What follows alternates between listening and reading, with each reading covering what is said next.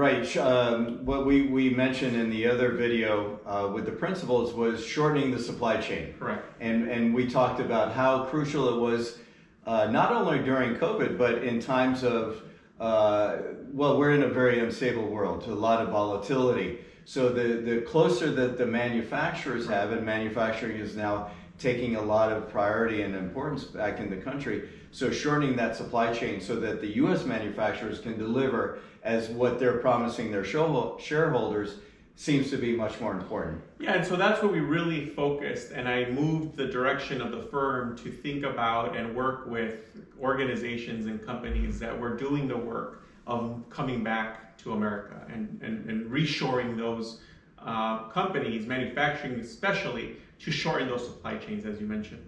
And so when the latest reform to the EB-5 space occurred under the previous term of President Trump, Sergio here brought to the table the opportunity to both that aligned with our interest at Intermestic, which was creating quality jobs here in our state and here in America, with the ability to practice our international trade, which was find a unique offering and opportunity for our network of international investors that were seeking to come to America and invest in job creating spaces in our state. And so it just happened to be a perfect match.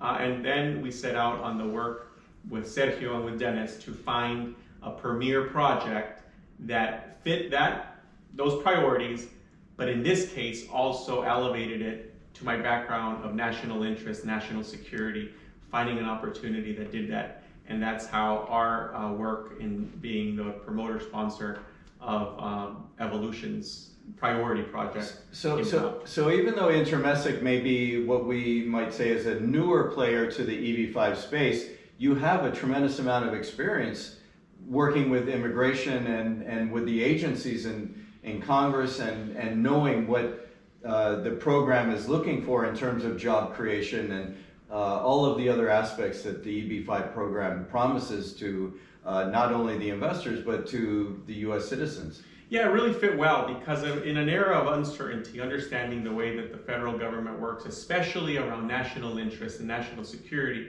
was key. I was frankly surprised that more experts coming out of the administration haven't really taken an active role in projects dealing with EB-5 and other government programs that attract foreign investors, because that really is a space that is unique.